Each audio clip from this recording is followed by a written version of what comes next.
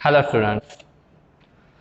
So today we are going to discuss chapter polynomial of class 10th. So before discussing this chapter of polynomial of class 10th, कुछ चीजें जो हमें revise करने जैसी है वो थोड़ी देख लेते हैं. कुछ basic terminology of polynomial like variable किसे बोलते हैं, कांस्टेंट किसे बोलते हैं, कोएफिशिएंट किसे बोलते हैं, ये सब चीजें. इफ अगर ये सब चीजें तुम लोगों को नहीं पता है तो मेरे क्लास 9th का लेक्चर देख के ये सब डाउट सबसे पहले क्लियर कर लीजिए, उसके बाद ही ये वीडियोस देखिए. So there are some things, monomials, binomials, trinomials. ठीक है कि जहां हम पोलिनोमियल को टू वे में सेग्रीगेट कर सकते हैं. एक होता है on the basis of term और दूसरा होता है on the basis of power. ठीक है, basis on the basis of term क्या क्या हो जाएगा, मोनोमियल, बाइनोमियल, ट्राइनोमियल. ठीक है, on the basis of power, on the basis of degree. ये मैं थोड़ा बता देता हूँ बिकॉज ये इंपॉर्टेंट है. डिग्री कैसे फाइंड की जाती है. इफ पोलिनोमियल का रिप्रेजेंटेशन कैसे होता है, p of x is equal to एक क्वाड्रेटिक इक्वेशन में लिख रहा हूं ax square plus bx plus c. Okay, this is the representation of any of the polynomial. मैंने सिर्फ एक पोलिनोमियल लिखा है. ठीक है, डिग्री कैसे फाइंड की जाती सकती है कि कोई भी इक्वेशन दिया है, तुम्हें कोई ऐसी टर्म देखनी है जिसमें वेरिएबल की पावर हाईएस्ट है. इफ मैं इक्वेशन लिखता हूँ x प्लस 1, इफ मैं इक्वेशन लिखता हूँ x स्क्वायर प्लस 5, इफ मैं इक्वेशन लिखता हूँ x cube plus x square plus x. ठीक है, तो यहाँ पे मैंने तीन अलग अलग इक्वेशन लिखे हैं. तो सपोज टू बी मैं इसको चेक कर रहा हूँ तो मुझे पर्टिकुलर कोई एक मोनोमियल टर्म देखनी है जिसकी डिग्री, जिसकी पावर हाईएस्ट है, और जो हाईएस्ट पावर होगी वो पोलिनोमियल की डिग्री होगी. जैसे कि सपोज टू बी यहाँ पे एक ही वेरिएबल है जिसकी पावर है 1, तो इसकी डिग्री हो जाएगी 1. ठीक है, यहाँ पे x स्क्वायर एक ही वेरिएबल है जिसकी पावर क्या है 2, तो इसकी डिग्री हो जाएगी 2. ठीक है, यहाँ पे देखो तीन वेरिएबल है, इसकी डिग्री, इसकी पावर 1 है, इसकी पावर 2 है, इसकी पावर 3 है. हाईएस्ट कौन सी है, 3. सो जो हाईएस्ट है वो पर्टिकुलर पोलिनोमियल की डिग्री होगी 3.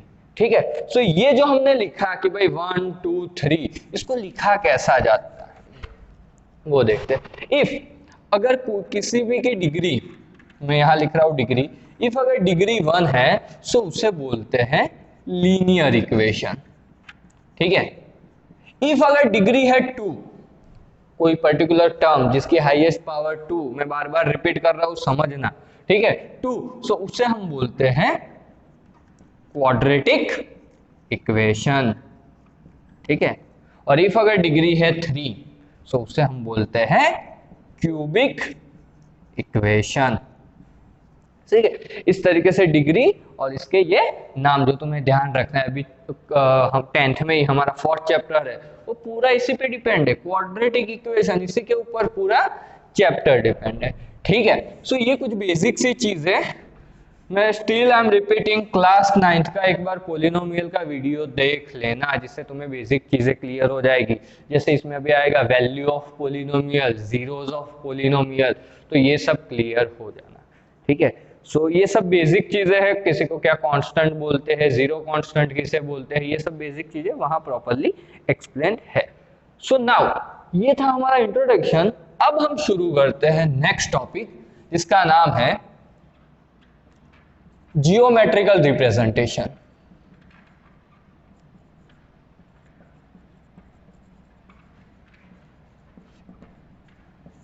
पोलिनोमियल का जियोमेट्रिकल रिप्रेजेंटेशन समझो. पहले कोई एक पर्टिकुलर तुम्हें पोलिनोमियल इक्वेशन दिया, if it is linear equation, if is it cubic equation, if it is quadratic equation, doesn't matter. ठीक है, हर एक इक्वेशन सॉल्व करने की कुछ ना कुछ टेक्निक होती है. जीरोस पर्टिकुलर अभी हम बात कर रहे हैं पोलिनोमियल, तो जीरोस के बारे में तुम्हें पता होना चाहिए कि जीरोस क्या होता है, कैसे फाइंड किया जाता है. ठीक है, 9th के अंदर हम ये डिस्कस कर चुके हैं.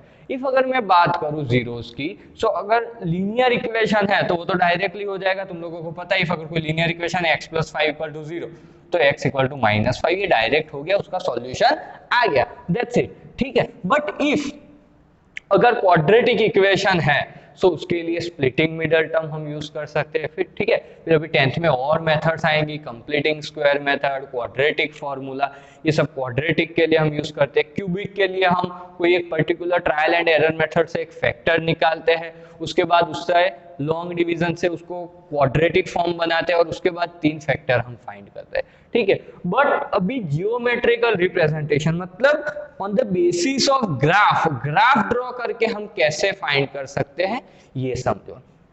तो सबसे पहले मैं सिंपली एक लीनियर इक्वेशन ले रहा हूं, सपोज टू बी मैं ले रहा हूं x + 3 equal p of x, polynomial हमारा है p of x is equal to x + 3। एक सिंपल लीनियर इक्वेशन है।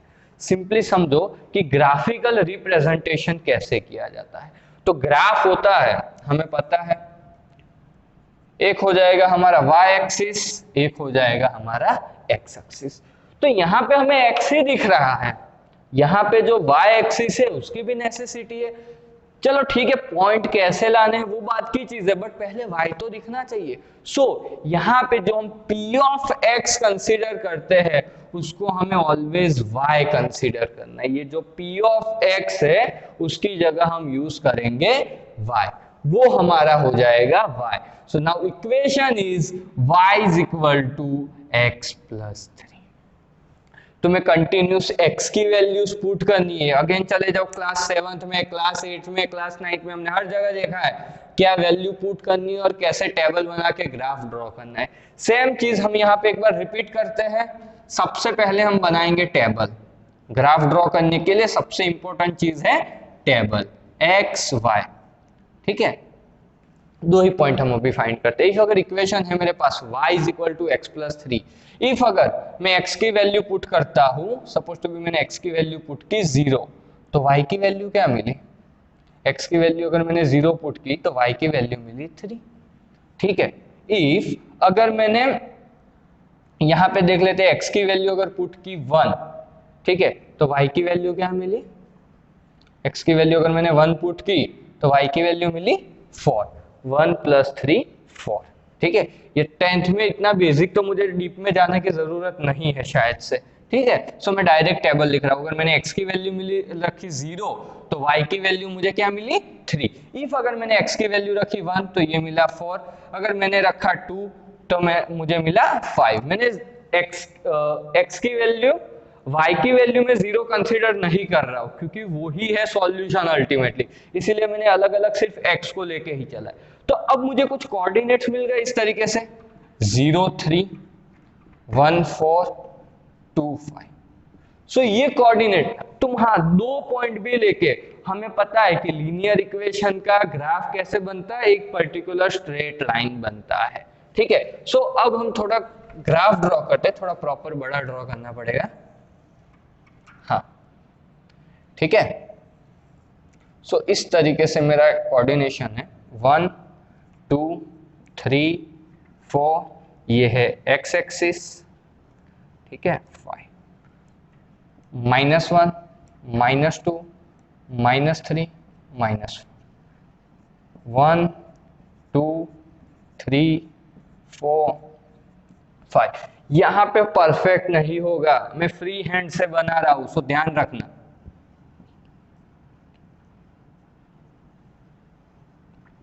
ठीक है, अब कोऑर्डिनेट देखते हैं। 0 3 0 3 कहां पे होगा? यहां पे। ठीक है, 1 4 कहां पे होगा? कुछ यहां पे।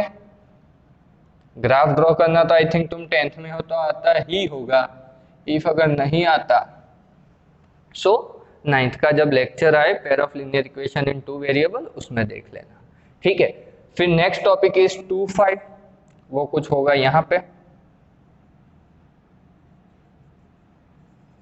ठीक है, अब यहां से ये जो पॉइंट मिला उसके ऊपर तुम्हें एक परफेक्ट स्केल रख के एक स्ट्रेट लाइन ड्रॉ करनी है। ठीक है, तो वो एक ऐसी स्ट्रेट लाइन होगी जो एक्स एक्सिस को इंटरसेक्ट करेगी।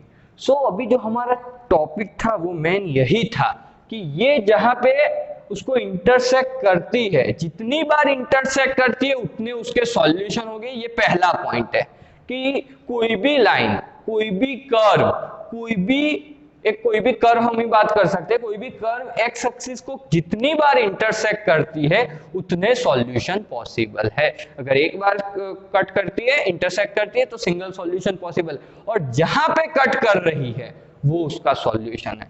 सो ये जो कोऑर्डिनेट है, ये जो कोऑर्डिनेट है इसका पॉइंट क्या होगा, -3 है, सो -3 0।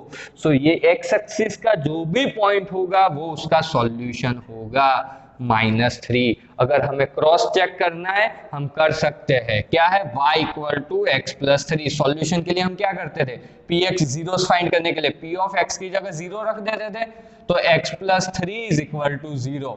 सो 3 इस साइड आ जाएगा, तो x = -3 आ गया।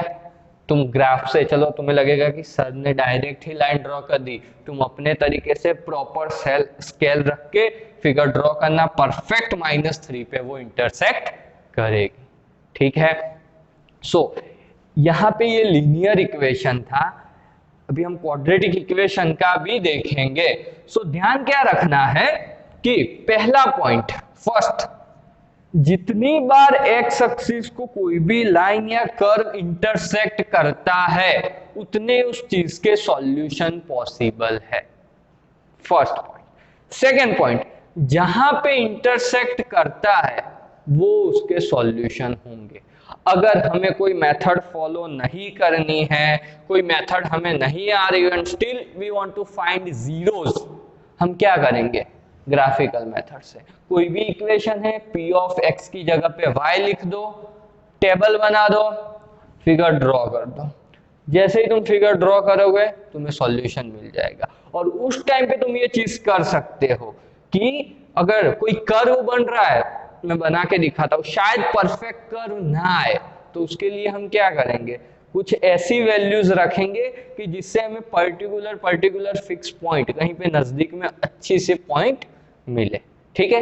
ओके, सो वैसे एक्सरसाइज में या क्लास 10th में तुम्हें कुछ भी ऐसा नहीं पूछा जाएगा कि इस तरीके से पूरा एक्सप्लेन करो। तुम्हें सिर्फ जितनी बार इंटरसेक्ट एक फिगर दी हुई होगी वो तुम्हें देखनी है, और on the basis of that तुम्हें बताना इसके कितने जीरोस होंगे। बट मैं सिर्फ तुम्हें कुछ बेसिक चीजें समझा देता हूँ कि तुम लोग किस तरीके से सॉल्व कर सकते हो। मैं पूरा अभी सॉल्व, ये जो जस्ट मैंने लीनियर इक्वेशन का समझा, ये पैटर्न हर एक के अंदर रहेगी। कैसे करना है वो मैं एक बार थोड़ा क्वाड्रेटिक का तुम लोगों को जस्ट एक दिखा देता हूं, ठीक है। इफ p ऑफ x तुम्हारा दिया है x² + x - 1 या 2x² प्लस वॉटेवर, कोई भी एक पोलिनोमियल दिया है, तो सबसे पहला स्टेप ग्राफ के अंदर हमें चाहिए एक x और एक y, ठीक है। सो हम क्या करेंगे, p ऑफ x की जगह पे क्या रख लेंगे, y = 2x² + x - 1। ये हमारा सबसे पहला पॉइंट आ गया कि भाई 2x² + x - 1 इसका हमें फाइंड करना है। तो हम क्या करेंगे, तुम लोगों को करना है कुछ इस तरीके से, ठीक है। एक्स वाई ले लो, ठीक है, वैल्यूज फाइंड करो। एक्स की कोई पर्टिकुलर एक वैल्यू तुम रखोगे, वाई की वैल्यू मिलेगी, एक्स की वैल्यू रखते जाओ, एक्स की ही वैल्यू रखनी है, क्योंकि वाई की वैल्यू रखोगे तुम्हारे लिए कैलकुलेशन और कॉम्प्लिकेटेड हो जाएगा। इन प्रॉपर कहां पे, क्वाड्रेटिक इक्वेशन में और क्यूबिक इक्वेशन में। तो ये चीज का तुम्हें खास ध्यान रखना है, ठीक है। तो इस तरीके से तुम्हें सॉल्व करना है।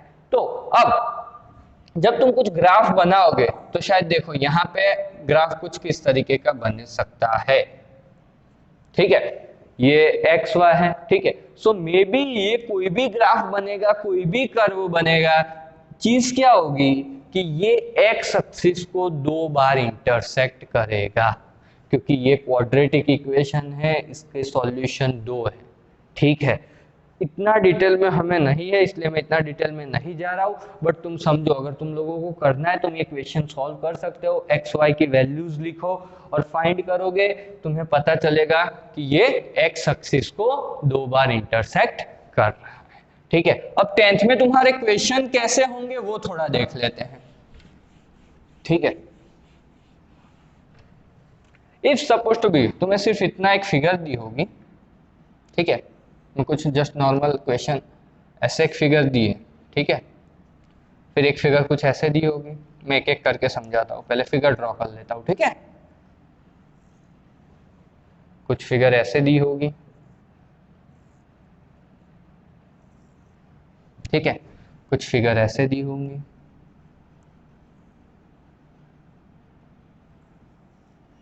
ठीक है, कुछ फिगर ऐसे दी होंगी,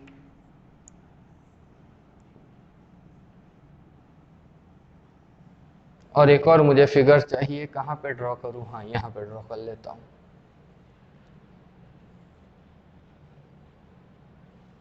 ठीक है।